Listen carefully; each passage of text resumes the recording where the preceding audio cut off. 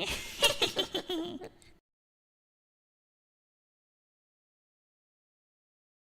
guys, Cruton here. I'm starting a video series that's going to be basically just me sort of half sort of vlogging, half sort of build logging my network, you know, any cool projects that I do tech-wise or otherwise.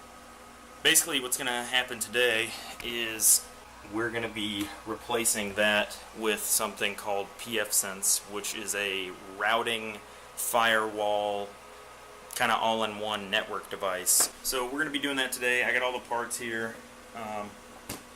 EVGA 430 watt power supply.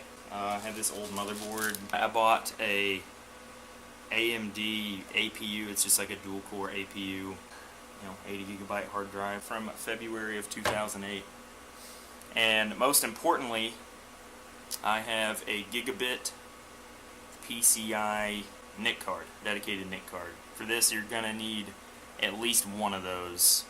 But first, before we begin, tunage is in order, and we will be spinning some vinyl here. This will be Obzen by Meshuggah.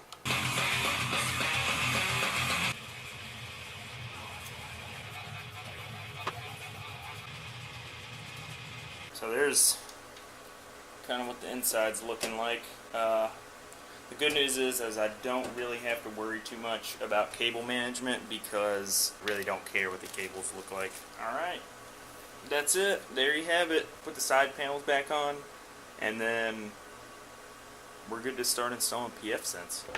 So what you want to do is, if you support end users of any kind, message everybody and let them know you're going to have downtime, because as soon as I plug this in, everything will go down. What had happened was my camera died, and after it died, I just decided to go ahead and finish building out everything that I had going on. You know, remember the TV was down on the ground and everything. I had to move the wireless access point from back here, so now we just have the pfSense box and the modem. I relocated the wireless access point to over here where the server is, and in the process of doing so I had to plug it in because it's a power over Ethernet. So I plugged it in down here. I bumped the power switch to the power strip. The implication of that was that the server shut down improperly and abruptly, and at that point I was really frustrated. And we're finished with installing everything physical. We don't have to go to the box anymore. We can pretty much do everything from this handy dandy portal here that they give you.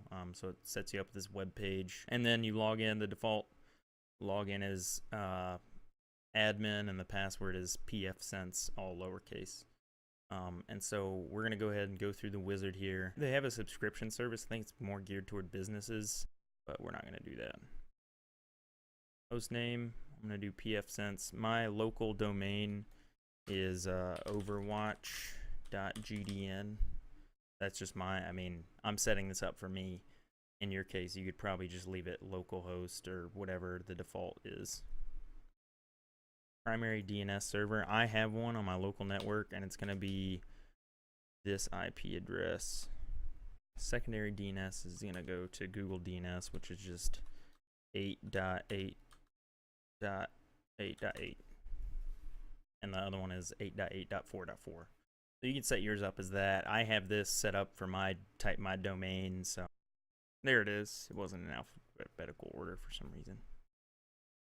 So I just left the time as the default, whatever it came with, so that's fine. Yeah, I'm probably just going to leave a lot of this stuff default. LAN IP address. Perfect. This is where we set the admin password. So, yep, we're configured. Sweet. Click here to continue on to the pfSense web configurator. Alright, so you may notice that my pfSense probably looks a little bit different than yours. All I did was go in and change the color of the background to like the dark theme. Added some like little gadgets on the main menu.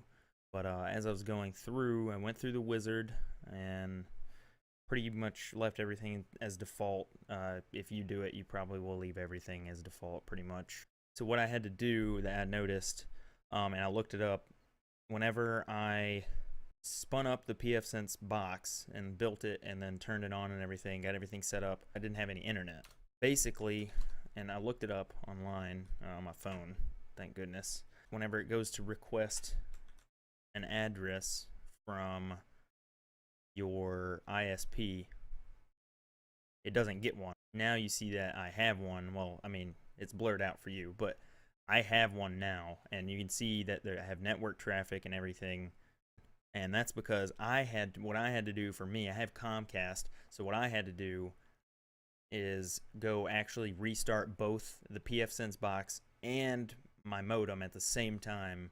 So I ran in there, unplugged the modem, left it unplugged for like 10 seconds, and then plugged it back in, and then ran in here and rebooted this, and that's what the timer that you saw earlier was. But now it's rebooted. You can see that we have an IP address and we have a little network traffic going on. All right, many Papa blesses as we finally put a nice little bow on pfSense. I finally got it set up. Everything's good to go. Pretty much all I have left to do now is kind of configure static IP addresses and the port forwarding stuff. Thank you guys for being here. Thanks for watching. I know this is kind of hectic and all over the place. It's kind of like a build log vlog of what happens and what's going on. I didn't really get into the whole nitty gritty of like setting it up and everything and exactly what I have to do. Because it's different for everybody. And I mean, I could have just made a guide. There's plenty of guides out there, but I didn't want to do that. I kind of just wanted to more or less record my experience.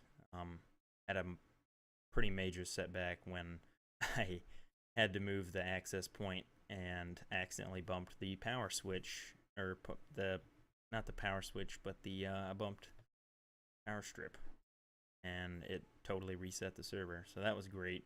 But other than that, we're doing all right. Thanks for being here. Be sure to subscribe, like this video if you liked it, dislike it, and whatever. My roommate just got home and it's lit. What's up, dude?